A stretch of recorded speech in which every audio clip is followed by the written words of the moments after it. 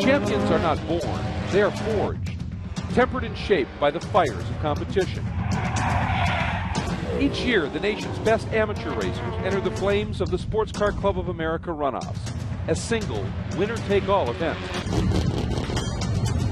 This year, the Runoffs returns to Road America, one of the world's greatest and most challenging tracks. Over 500 drivers will take the green in the 48th annual Runoffs. Only 28 will emerge as national champions. The SCCA Runoffs, next on Speedcast TV.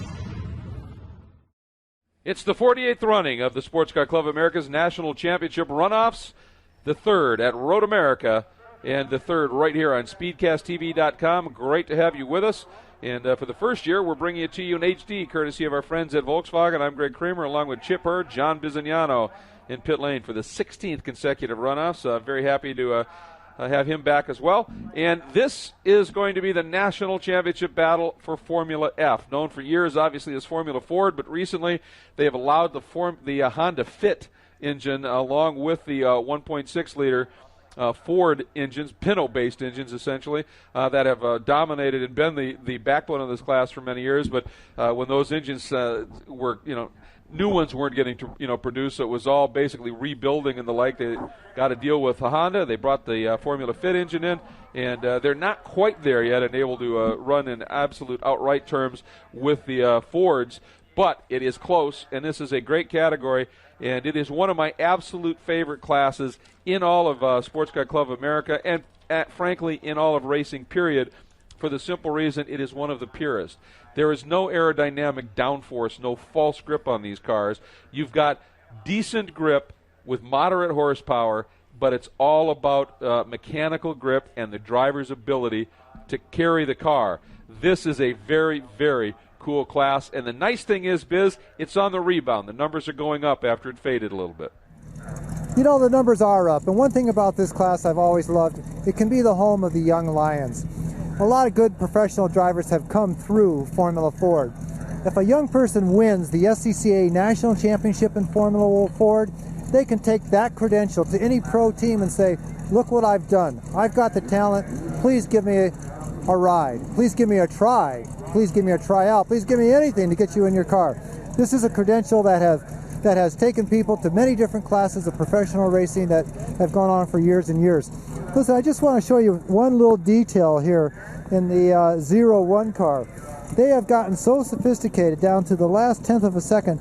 They tape every single seam in the entire car with tape, trying to cut down on any kind of disturbance, any type of drag from the air. Of course, I asked him, is that the really expensive high-tech helicopter tape that the Indy cars use? He says, oh no, it's just packing tape. I got it at the dollar store. So maybe someday he'll have the expensive helicopter tape that the Indy boys use. Maybe he'll be in an Indy car if he wins the Formula Ford National Championship at Elkhart Lake.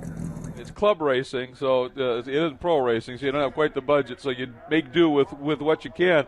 But, Chip, you had a great comment when we were calling what was a very exciting Formula V race yesterday. You made the comment about it's all about how you wax your car. These things, it's all about slippery because you don't have big grunt, and it's all about momentum. It's all about having the feel and carrying speed through the corner. And, of course, Swift revolutionized this class when they came out with the DB1 and the inboard suspension, so you get the coilovers and stuff out of the airstream. But that really is about all you can do. You can't run wings. You can have a little bit of a lip on the back of the back of the car, little things like that. But really, more and more these days, it's narrowing things up as much as possible. And like I said, the only aerodynamics on this car is to punch a small hole.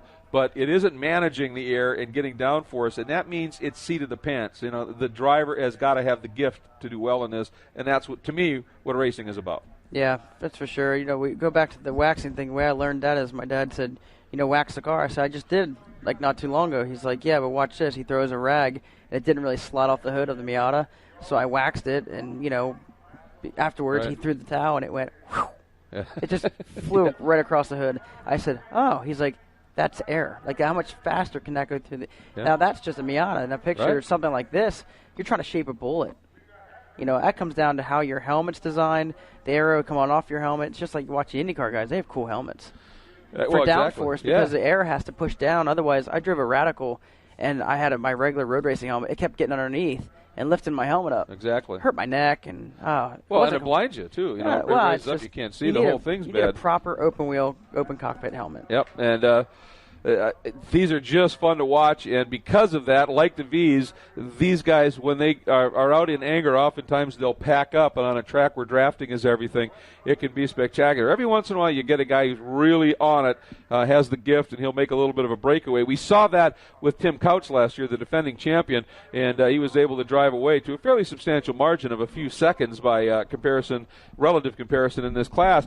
Unfortunately for Tim, he has really struggled here this year. He's only qualified 11th, and I talked to Mr. Taylor, who is the guy that is in charge, really, of the two-dog team that he's running for here, and he said, we're on our fourth engine. We're just having problem after problem. It's really frustrating after a absolutely brilliant run last year. And in 09, Couch was leading, and he and Tony Coelho collided on the last lap at turn 13, and that is where Scott Rubenzer just shot by them both and picked up the win. Last year, Couch came back, won the gold with a nice run, but they've just had a miserable time of it right now. And by the way, while we have this shot, I want to throw out some kudos. This is one of the corner stations here at Legendary Road America. I think this is down in turn 12, which is called Canada Corner.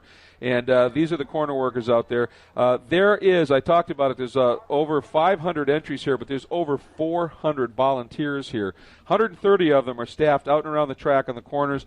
But it starts at registration. You've got grid, paddock, timing and scoring, tech. There's so many to mention. There's a huge number of volunteers here. It is their national championship as well. It is absolutely remarkable. And it's volunteers. That's the key word. All of their expenses are their own, from their lodging to their travel, whether they fly, drive, and pay gas, whatever. They get a lunch during the day, a party at night where they feed them, but the rest of it's out of pocket, and they do it because they love being a part of racing as much as any of the guys or gals behind the wheel. It is a special group that they come out and do this, and of course, these are the ones that are out in harm's way, out on the corners, giving information to the drivers, responding to drivers when they need it. It's just a great group of volunteers. That's what the Sports Car Club of America's heart and soul is. That is what it's about. And Chip, as a driver, you benefit from it. You see that blue flag. That's information that if you didn't have it, you turn in, you got a big wreck. Certainly, if you have an off and those workers come to you, it's reassuring they're there and they'll take care of you. Yeah, the most important thing as a pro driver is to know where your corner worker stations are, and that way you know where the flags are going to come out. And after the race, just taking that second to flick the lights and give a point. And whether it's a surfboard, like, right. California, hand wave, however you do it, just give them a recognize it. When you come around the corner, flicking lights, without them, we don't have we can't race. Yeah, exactly. They keep us safe. So I just hope that everybody out there understands how important they really are. That's the guy walking to the lonely corner station, cross-track, down at Canada Corner, where you stand all by yourself. But if anybody goes off to that side of the track, you're the person that gets to him. So that's an amazing deal here, and just great to have them here, certainly. And, I like your comment about the wave. Corner workers, it's a joke, but they go, hey, no wave, no save. Yeah. Well, they realize it. Like, that's one thing I learned on Facebook. On Facebook, when you get to know these people, basically the corner workers definitely realize the people that they remember the drivers' names, and they find you on Facebook, and then they send a little message after you add them. Yeah. And it's like, hey, thank you you waved to me at Road America. Absolutely. And that it means the world. Yeah, it surely does. And everybody appreciates everybody. Absolutely. Well, it's a club. Yep. And that's the key word. It's a camaraderie, family, friendship. That's a very cool thing. And as intense as the competition is during the day, in the paddock, there's always exceptions, but for the most part, these are friends. These are people that they hang out. They love racing each other on the track, and they love partying with each other and kicking back and relaxing and bench racing afterwards. And a lot of these, the drivers, when they get together at the end of the day, workers are mingled in with them, volunteers and the like. It's very special. And our Formula F category is out on the pace lap. Let's get you to the starting lineup. On the pole is Lewis Cooper, number 0 out of Grosse Pointe, Michigan, and he is running the Polestar, Martini, and Voss. Van Diemen. Then, sitting in the second spot, the gentleman who 2 years ago won the championship. He also won a title in '85 in Formula B. He is Scott Rubenzer out of Brookfield, Wisconsin. The Milwaukee region is his home region, the Storage Battery System citation, and he won the sprints here.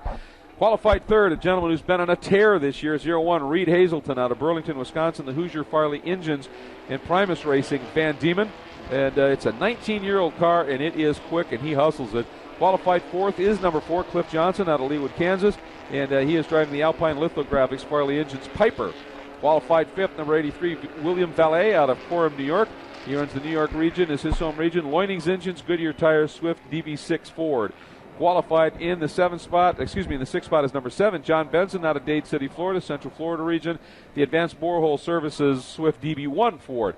Qualified 7th is number 99. This kid is a comer, folks. Jeff Bartz out of Plymouth, Wisconsin, literally the next town down. His first runoffs, he is qualified 7th. This is the oldest car in the field, I believe. It's an 88 Reynard FF88.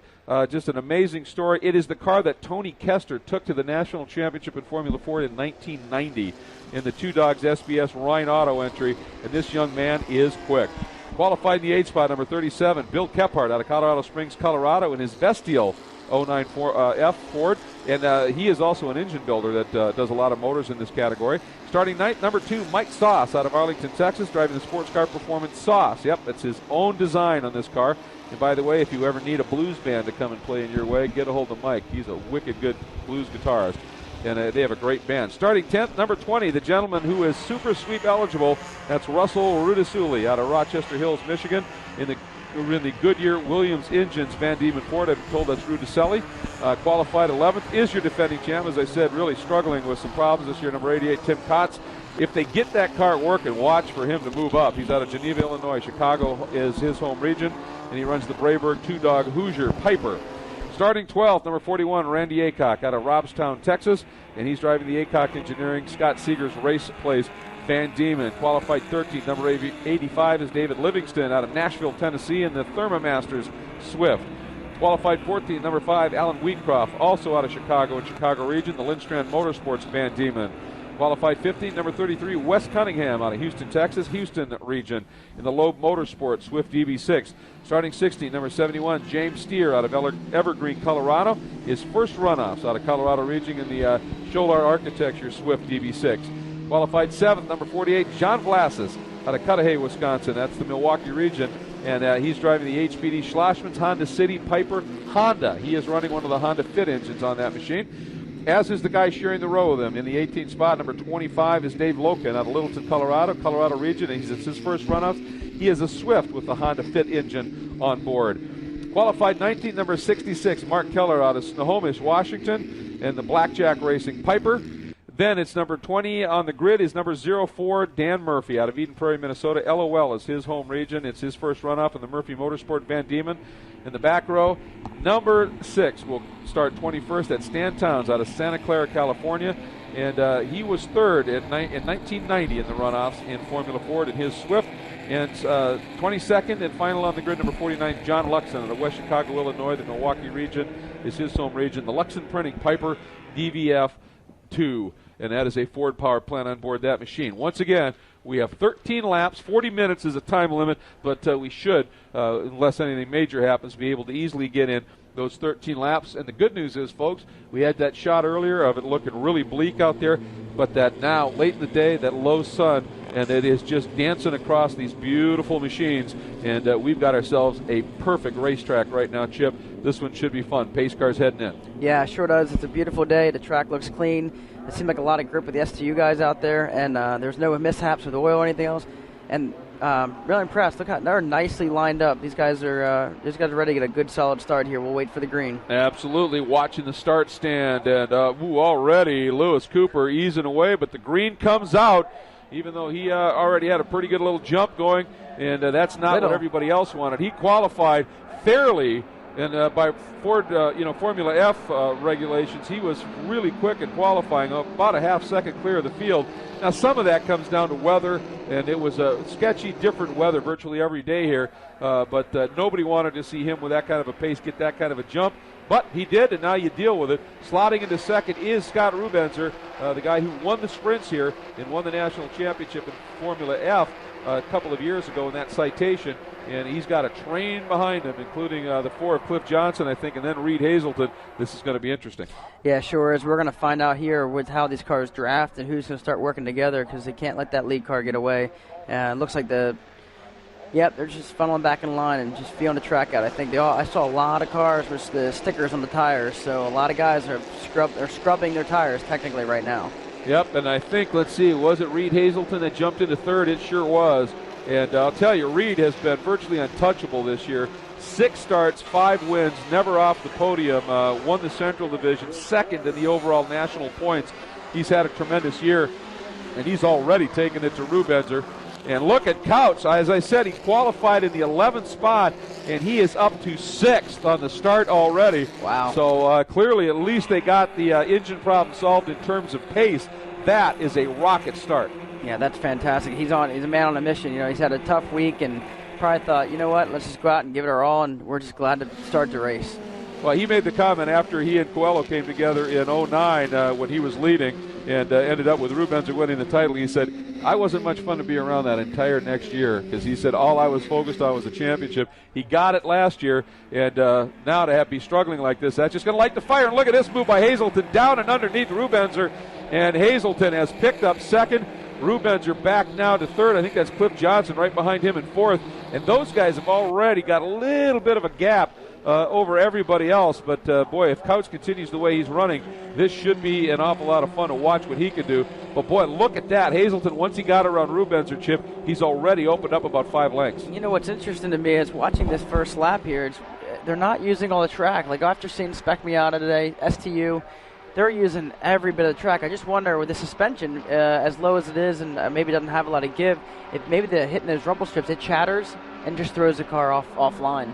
Well, and I think part of it is that these cars, compared to an STU, compared to a Miata, are so light. And with that stiff suspension package, if they get too far over that, you're right, it just starts throwing these cars around big time. Yeah, that's what it seems to me. I mean, I was watching, I haven't had a chance to drive one of these. I drove a Spec Racer Ford one time, but that car, you could run in the rumble strips. But these, I bet they don't weigh much. Not much. No, it's a very light car. That makes part of the excitement. By the way, it's Valet 5th, 6th is Couts from 11th to 6th in the opening lap. Sauce up to 7th, Livingston 8th, Kephart 9th, Bartz has dropped to 10th. And that young man obviously caught out a little bit on this start after qualifying 7th.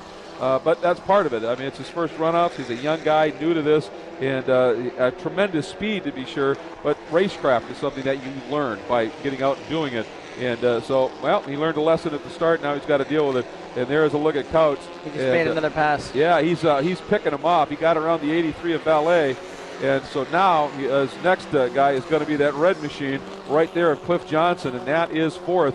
Now, Valet not exactly letting him go easily, but I think Couch here, just the speed and his familiarity with this track, he is on it. Those cars are so hooked up through that turn 8 and going through that carousel, aren't they? Yeah, I love this class. And it's all about carrying, we've talked about it, momentum.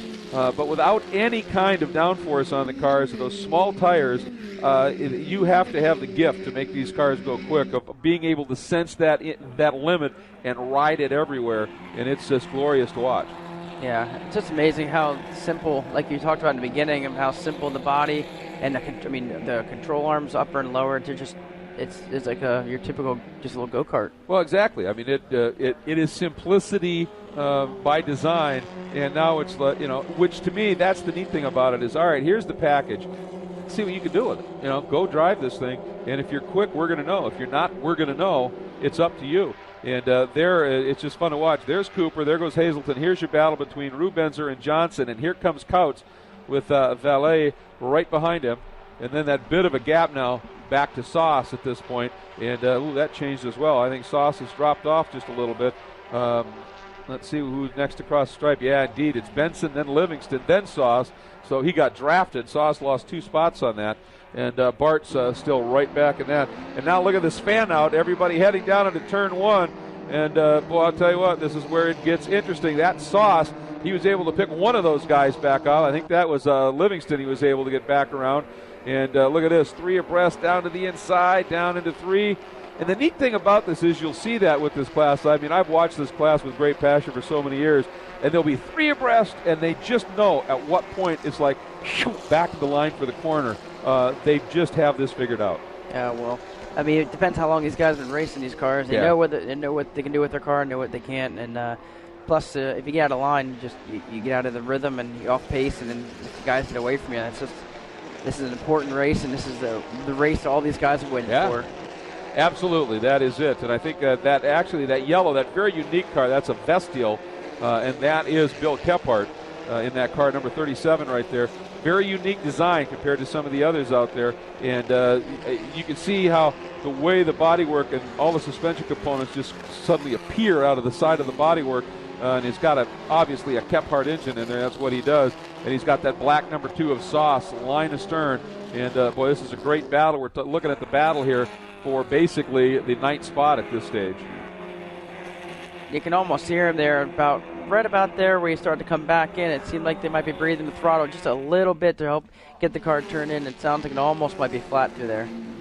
Yeah, not much lift. And like you said, it's just more get it rotated and start feeding her throttle and let her go. And it is just absolutely fun to watch.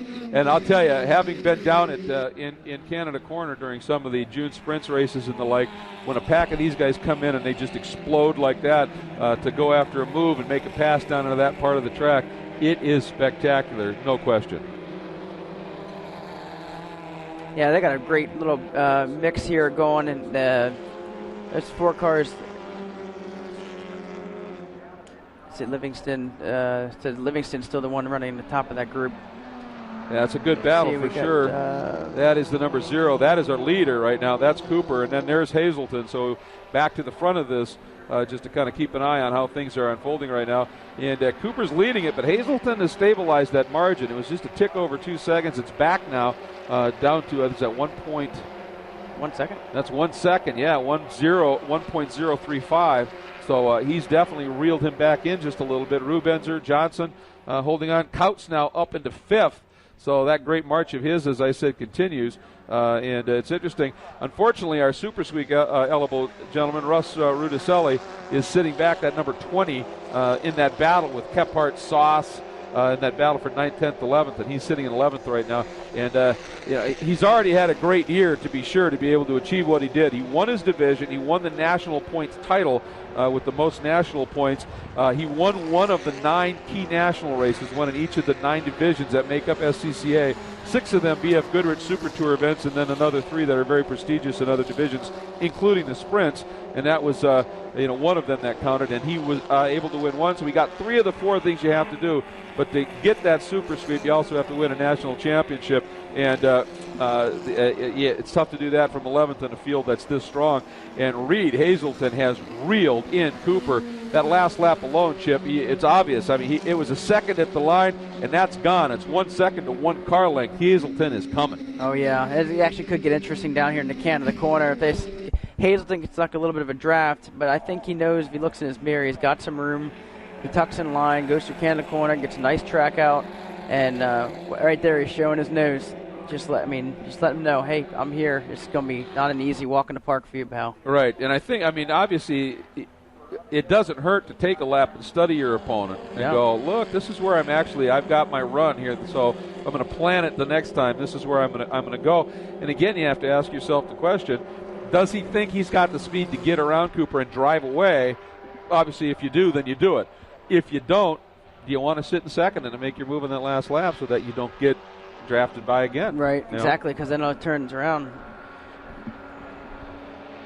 So it's interesting watching this, and down into turn 1 you go.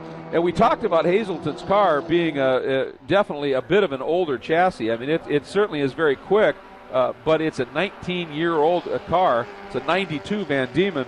And obviously the cars have been cleaned up aerodynamically in terms of just getting through the air quicker. Again, no downforce, no wings or anything on these cars, but just punching that smaller hole. And so he may be at a slight deficit in a straight line, so it may be smart for him to sit back and draft and not get in front where he might be punching a little bit. I mean, you can see how slippery Cooper's car is, and Hazelton's just a little bit boxier, a little bit broader in the nose.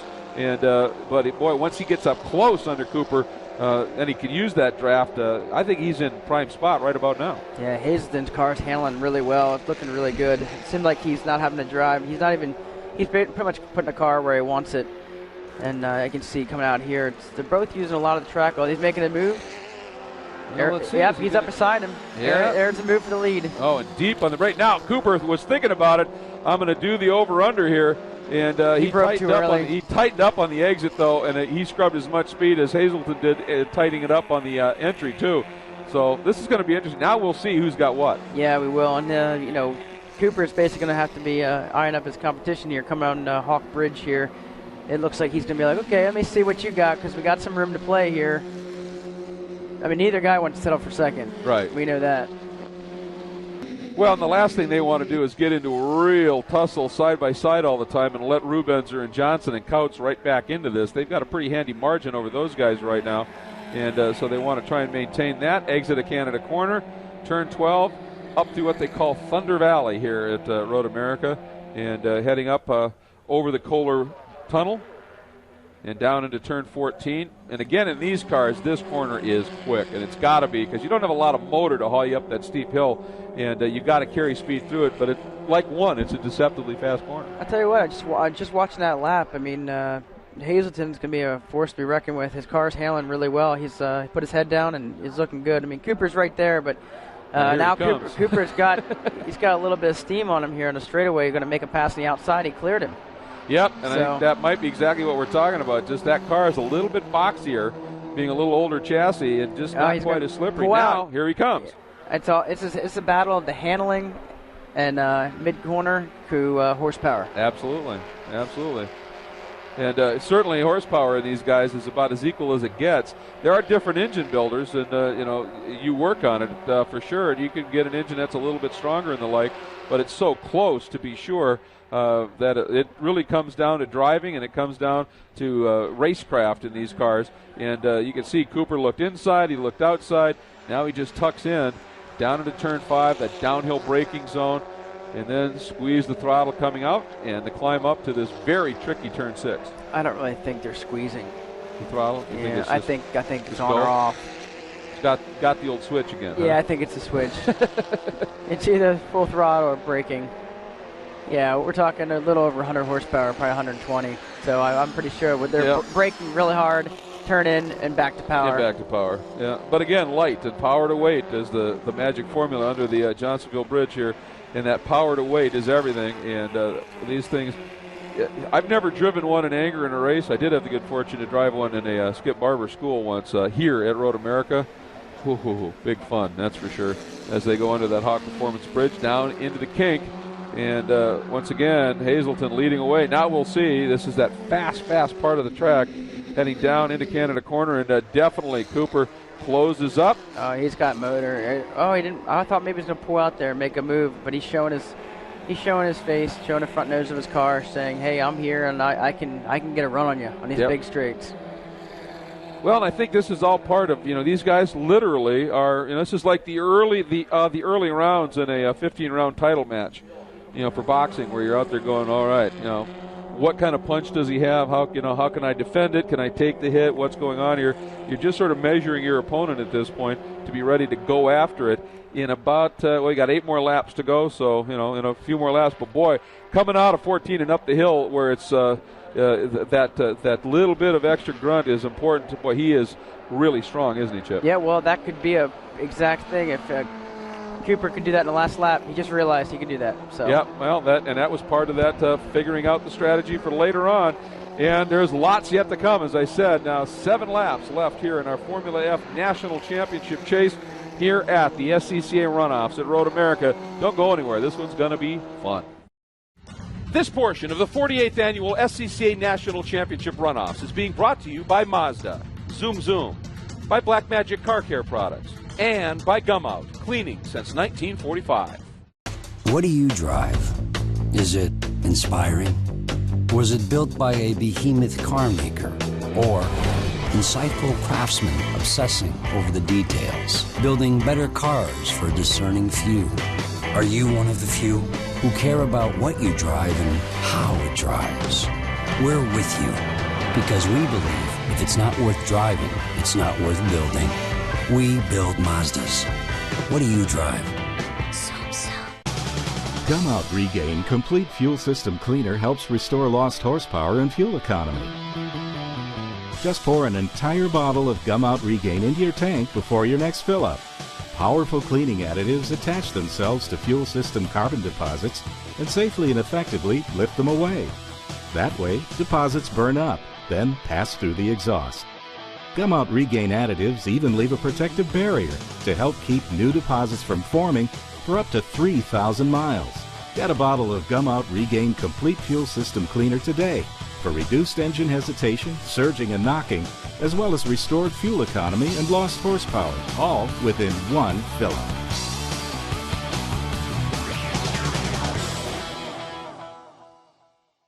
Okay, it's time to face facts. You're a gearhead. You treat the freeway on-ramp like your own personal racetrack, and you love the smell of burning rubber. Well, good news, Speed Junkie. The Sports Car Club of America wants you. With 40,000 members and 2,000 events across the country, the SCCA has all the wheel-spinning, engine-revving excitement you can handle. Want to dance on the edge of control?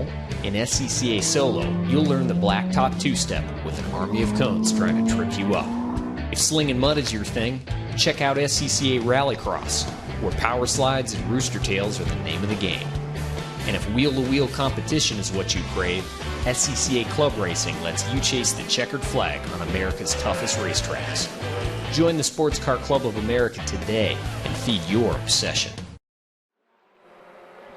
The Sports Car Club of America. If you like racing, this is the club you need to be a member of, no question about it. And we are in the middle of the 48th running of the SCCA's National Championship Runoffs for the third consecutive year at Road America. Great to have you with us on SpeedcastTV.com. This year brought to you for the first time in HD by our friends at Volkswagen.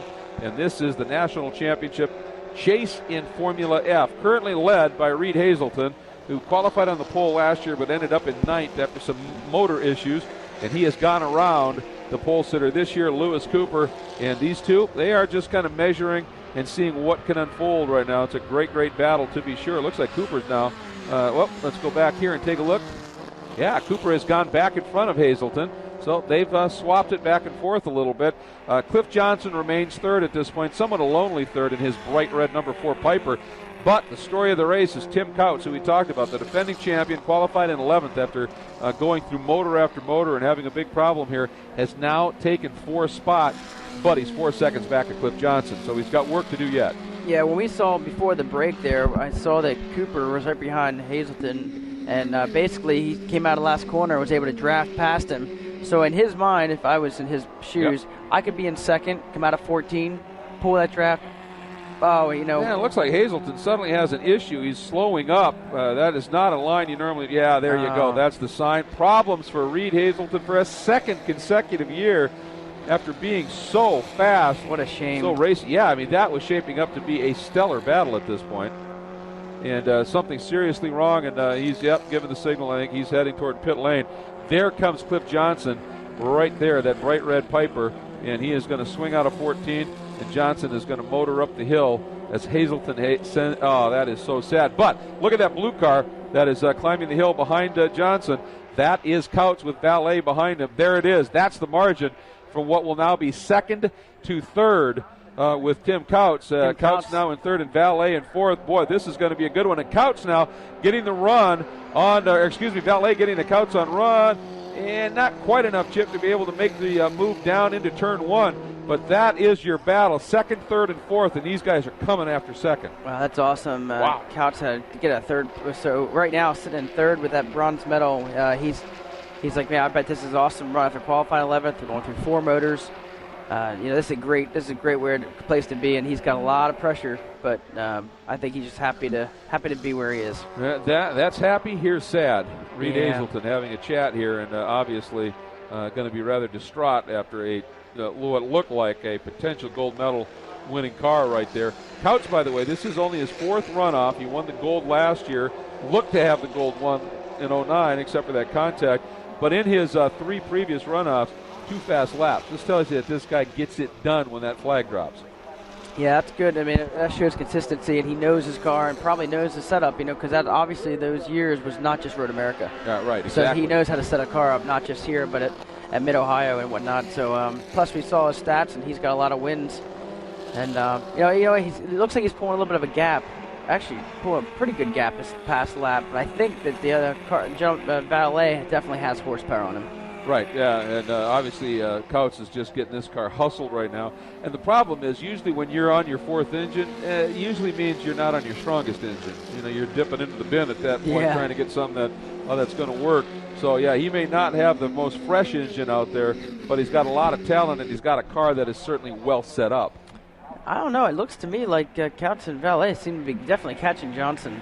It was exactly 2 seconds last lap, and it's going to be tighter than that this time by. Yeah, and see, that was exactly what you're talking about. Couts got way over on the exit on those rumble strips at 12, and that car just started dancing. And it allowed Valet to close it up just a little bit and take a bit of a run on him. There's Johnson, and here comes Couts. Boy, from 12 here, he made up a ton of ground. He's definitely got the toe up the hill. Let's watch for it. Couts, there's the move. This is for the silver medal at this stage. Obviously a couple laps yet to go here, but nonetheless, this is going to be interesting. And now Valet's getting a double wide pull up the hill here, and he's going to make the move. And boy, he might go by both of them. Not quite, and he's not even actually Johnson. That was a brave move by Johnson, just going around the outside. And look at the glare on the track. That means those guys, as they turn into one there, that's what they're getting right into the visors. Yeah, that's for sure. I mean, yeah, I know what that's like. Sometimes when the sun gets to be around 5 o'clock, it definitely can be a pain when you go to turn in, find your apex, find your track out, and because these guys cannot miss a beat. If they miss a beat, they're going to be passed by the guy behind them, or two guys behind them. Right.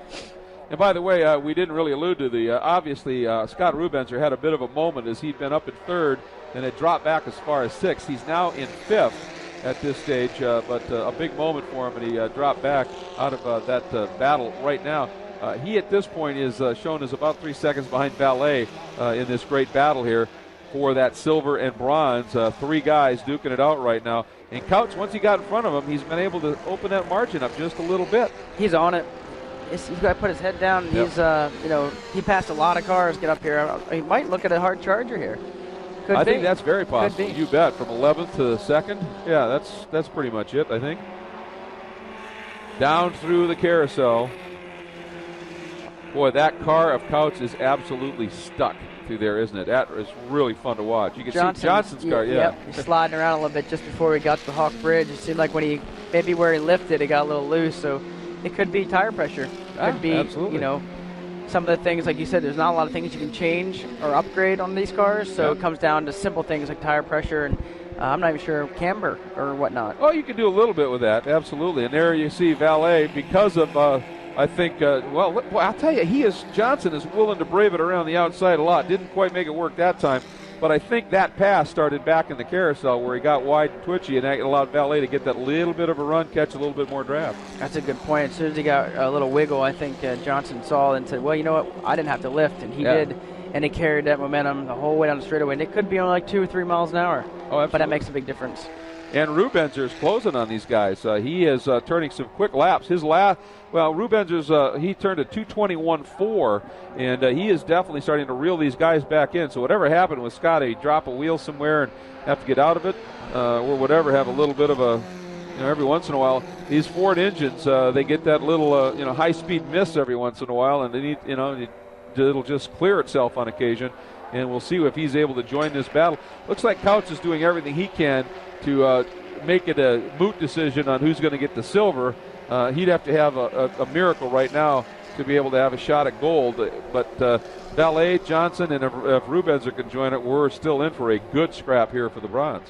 Yeah, we've seen it more than once. Anything can happen. Dip a wheel, a little bit lock and look. Here we go back. A really good battle. It's not far from over. And this time it's Valet who says, I watched you do that around the outside a couple of times, so now I know I can do it. And he made it work, and Johnson could not get the pass done. But all of that side-by-side action, the guy who's watching that and liking it is Rubenzer in that citation, who is coming up hard to stern on these guys here. Watch him in the background there. Oh, he lost again. Maybe he's got an intermittentness because he was coming strong. and then suddenly just sort of dropped off the map here a little bit. Going back in the field just a little bit. Can't see the numbers. Oh, that's Rudicelli. Yeah, that is the battle for 7th. That's Dave Livingston and Russ Rudicelli. Livingston's got it right now in that white and hot orange top machine with that yellow Ford of Rudicelli right behind him. Good scrap here. Rudicelli has moved up into 8th, and again we talked about he qualified 10th. He dropped back. I think at one point he was as far back as 12th, and now he's up into 8th. So he's getting it back gathered up here. That's so neat seeing the cars through the carousel. I'm so used to seeing a sedan going through, and it's, you can see it work in the guy's hands, really trying to make it work. But they're getting great speed through there, and then heading past the Hawk Performance Bridge, and carrying that momentum all the way through the kink. And you can obviously hear they're flat through the kink. Well, they're flat, and they don't even use the whole track. Yeah. That just tells you how stuck these cars are. Boy, it looks as though we may have a pass. Rudicelli as close as you can get to Livingston. He pops out. It's all a matter. Nope, he could not quite get it done. And that tells you that Livingston's getting in there into Canada Corner real well on the brakes. And he's still getting to be, slowed down and actually getting it through the corner. But here's a pass. Wow. Oh, Count's getting passed by Valet. Yeah, that was it looked like Couch was going to check out on these guys, and Valet having none of it. And he and Johnson were maybe they just lined it up for a little bit, drafted, and were able to reel in Couch.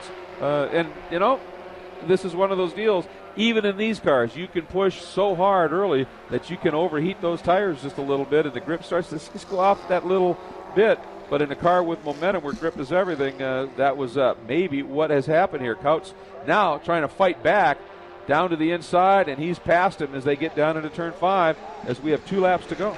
Good racing here with these guys. I mean, you can't get close with these open wheels and intertwined their tires because it could get ugly, but every open wheel race we've seen today, it's really neat to see how these guys give each other the racing room. Well, they have that sense, and that's what's cool. You watch them and you'll see that like I said, they'll all pop out, and then suddenly they just know when to come in. And this is an interesting study too. We haven't really talked about that. Look at Couch and look at Johnson's rear wheels, and look at Valet's. At some of these very high-speed tracks, they run front tires on the back of the cars, so they're punching even a smaller hole. And Valet is running a standard Ford rear wheel, which is just a little bit bigger. And you can look at it in profile here. The front and rears on Couch exactly the same. And then watch, you can see it's a fatter meat on the back of Valet's car. And then Johnson as well running the same size, the fronts on the back, just more aero. Wow. It's fun. It's really fun. Now, of course, in spots, Valet's going to have a little bit better grip, but in a straight line, he might be a little bit more suspect in terms of somebody being able to draft and get by him here. And we are coming up. We should be starting our final lap here momentarily as we're watching to see Lewis Cooper, who right now has got about 14 seconds on the field after the demise of Reed Hazelton and his stop into the pits. So Cooper comes by, and we are now officially on the final lap. There's a look at Mike Sauce back in the order just a little bit in that home-built machine of his.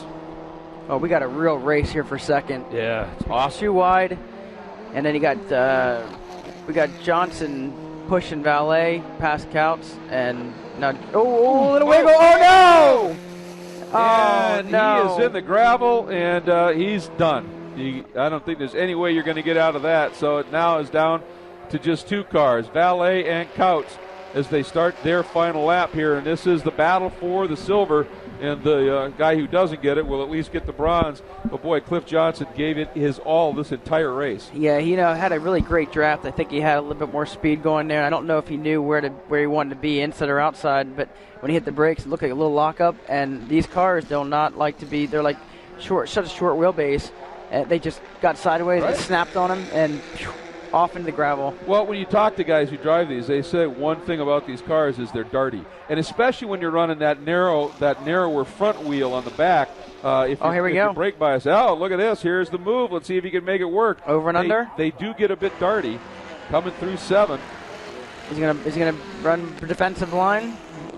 Is he gonna pop? Oh, he did not. Wait, nope. He might be waiting. Get out of the carousel and go for it after the kink.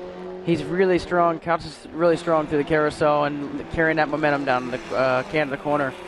We'll see what happens here going underneath the Hawk Performance Bridge. Here we go, heading toward that Hawk Performance Bridge. There's Mike Sauce. He's running back a little bit, 17th, and here we go. This is the last run through the kink, and if Couts is close and he really gets that toe, boy, that time they used a lot of track, so they are pushing as hard as they possibly can. Couts is there. Ballet is going to be searching those mirrors. What's he going to do? Here we go. And Couts not close enough, was not able to get it done. We got lap traffic. And he got traffic, and it's going to be interesting. We've seen the pass done on that climb up the hill, but it's going to be interesting, and you've got lap traffic that could play into it. Here's Mike Sauce, and I'll tell you, those corner workers at 14 are going to be waving that flag furiously. Meanwhile, here you go. Lewis Cooper brings it home to a national championship in his 5th try at the Runoffs. Here we go up the hill. Watching for him, climbing the hill right now, looking for it. Did he do it? No, the lap traffic played into it, and it is going to be William Valet is going to be the silver medalist with Tim Couts the bronze as they flash by and underneath again. Cliff Johnson in the gravel. So guess what? Russ Rudicelli looks like he is going to come up into 4th from his starting spot back in 10th. Not a bad day in the office at all, and unfortunately not good enough for him to get that super sweep, but still a pretty impressive performance. But Lewis Cooper, once Hazelton went away, Cooper owned this one. It was just that simple. And Ballet and Couts, along with Johnson, until he had that moment starting that last lap, they were the show. Yeah, they sure were. Cooper put on a great, pretty much a driving clinic. You know, him and I can't slip in my name. Hazelton had a great run. They had a lot of great passing, and it would have been a real interesting finish. Oh, it most definitely would. And there is probably one of the most dejected guys on the property right now. Cliff Johnson just patiently waiting, and just got a little darty on him, and here it was. That was so close to taking out Tim Couts. You know that? Well, and, knowing these guys, Johnson may well have thrown it away to not get into the back of Couts, too. That's not what you want to do late, but there was the twitch. Ooh, man, that's like less than... That was a little piece of paper's width there, between those guys. And again, those small tires, and if he locked up the rear, could have been, too much rear brake bias. Could have been just missed the downshift a little bit, locked up the rear, whatever it was. It cost him dearly, and it threw him into the gravel trap and took him out of medal contention. But you can't fault the drive. He was giving everything he possibly could in that. And one of the unfortunate stories here I've been watching is Jeff Bartz, that young man I was talking about in that. I think it was, trying to make sure I get the number right on the car, I think it was the 00. Young man had shown such great pace in qualifying. New to this, it was going to be interesting to see. Got snookered a little bit on the start, had a mechanical problem early and only got 3 laps in, but he's going to be somebody to watch in the future as well. And Scott Rubenzer, we talked about, he looked strong, was coming back after those guys in that battle for the silver. And then he ended up just having to hit the pit lane and done as well. So a little bit finicky in spots here. But, you were talking about the open wheel guys, interlocking wheels, giving each other space. In the heyday of Formula Ford, when you would have at the June sprints running here and you would have at the Runoffs, you would have 40, 50-car fields of all of these guys, and they were running in packs of 10, 15 cars, and it was just unbelievable. I mean, at the sprint here, I've seen them come out of 14, and they just would fan, and it was, who knows, as they'd hit the line. And then the class tailed off just a little bit, and now with the Honda Fit engine being allowed, and it got the attention of the Ford engine builders in the town in England where a lot of these engines are produced, and they have started to support it a bit more. And I think this class is coming back, and there's no more fun a class, I don't think, to drive if you really want to be, feel what it's like on the edge and on the seat of your pants and really be able to hustle the car. Pretty spectacular stuff. And for Lewis Cooper, dominated today. Yeah, what a great day, and congratulations to him. Looks like we have Biz hanging out and trying to get his Cooper's helmet off so he can give him a little interview here. Absolutely. And these guys, they're enjoying the moment for sure. And but it's in these last 16 years, certainly when you come rolling up that pit lane at the end of a Runoffs and you're the first one and you see John Bizignano sitting there, you've won yourself a gold. And he's going to enjoy this moment, John. A little bit of drink there. I'm sure you appreciate some fluids right at the moment. My gosh, what a great drive. You had a bit of competition there the first half of the race. A couple laps, yep. Tell us about it. Yeah, no, Reed was definitely hanging with us. I can come back later, you guys. Really. We can always do this later. All right. No, Reed definitely was able to stay with us in the beginning. I don't know if he had a problem or not. It seemed like he kind of had to pull off going down into 5, but after that, it was pretty good. when you're in a situation like that, you still have to manage your car. You know, you could just push, but you know you have a long race. You got to keep the tires underneath you. You got to keep everything on the track.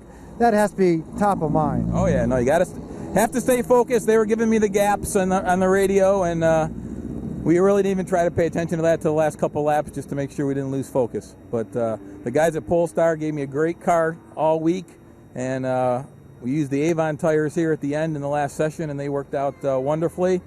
And I have to thank my dad for all the support he's given me over all the years, and it means a lot to have my wife and kids here today, and we're just really excited. I think your wife gave you the best medal of all, but here's a gold one for you. Congratulations on being. There's another good man. What's his name? Steve Knapp. He gave me a hell of an engine this week, and we put it to good use. Congratulations on the gold medal in Formula Ford. Not an easy thing to do. What a brilliant drive. All right, straight back to our number 2 man just getting out. Bill, I got to ask you, buddy. He's talking about what's been happening to him around there. Congratulations on a great bronze medal, great silver medal, sorry.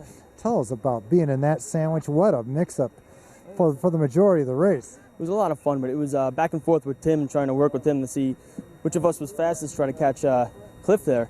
But it took a little while. I was letting off on the straight, let him drive past, and it was good fun. But the first lap, cold tires, couldn't get him past. This guy rocketed it off way out there. I couldn't catch him. No way to stay with him. No, not in the wall. We chose a harder tire, and it didn't get the heat in the tires in the first lap like we wanted to. So lost a little bit of ground there, but it was a good race nonetheless. I'm going to ask Tim to come on up here because I want to hear about how this was going together. Tim, if you could join us up here, please.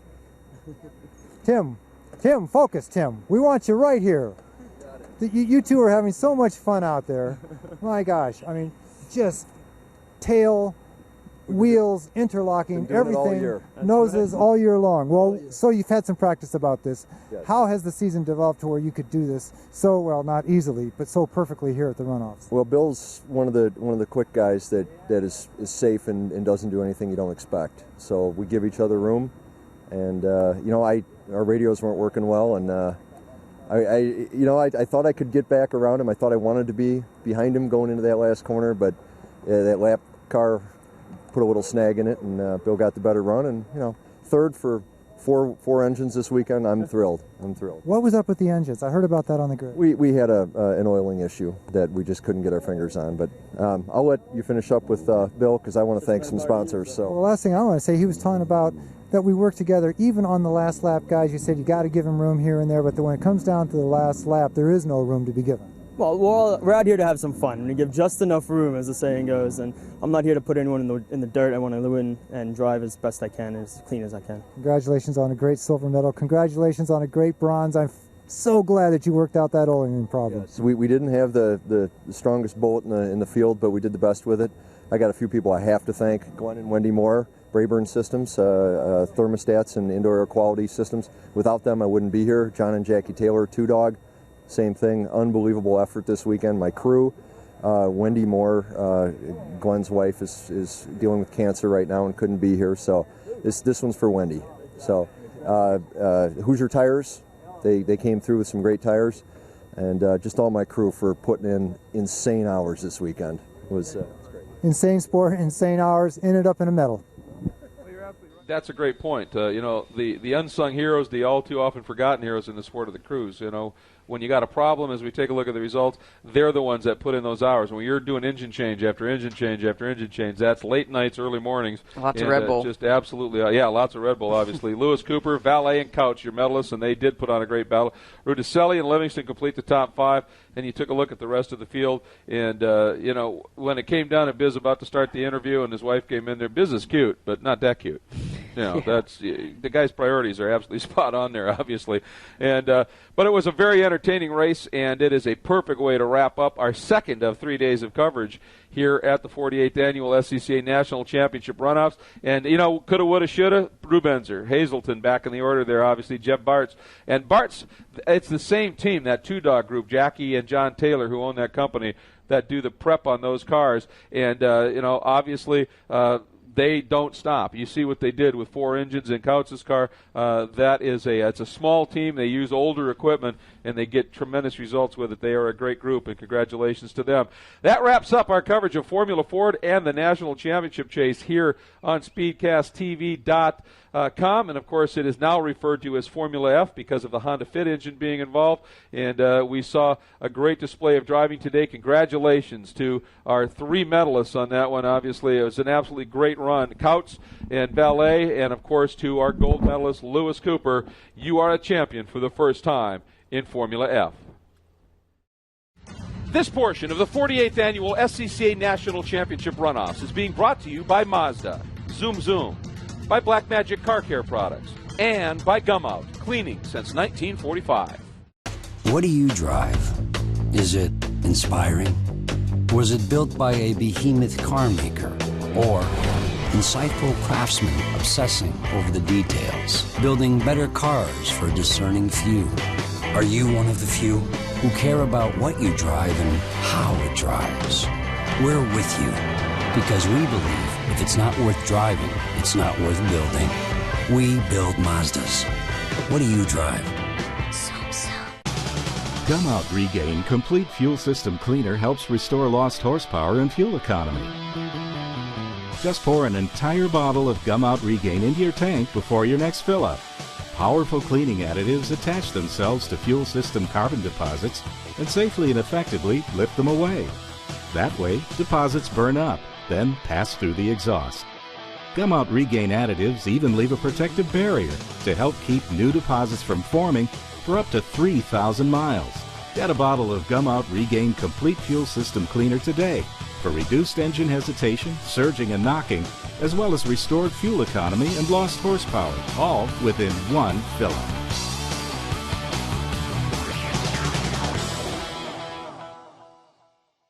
Okay, it's time to face facts. You're a gearhead. You treat the freeway on-ramp like your own personal racetrack, and you love the smell of burning rubber. Well, good news, Speed Junkie. The Sports Car Club of America wants you. With 40,000 members and 2,000 events across the country, the SCCA has all the wheel-spinning, engine-revving excitement you can handle. Want to dance on the edge of control? In SCCA Solo, you'll learn the blacktop two-step with an army of cones trying to trip you up. If slinging mud is your thing, check out SCCA Rallycross, where power slides and rooster tails are the name of the game. And if wheel-to-wheel competition is what you crave, SCCA Club Racing lets you chase the checkered flag on America's toughest racetracks. Join the Sports Car Club of America today and feed your obsession.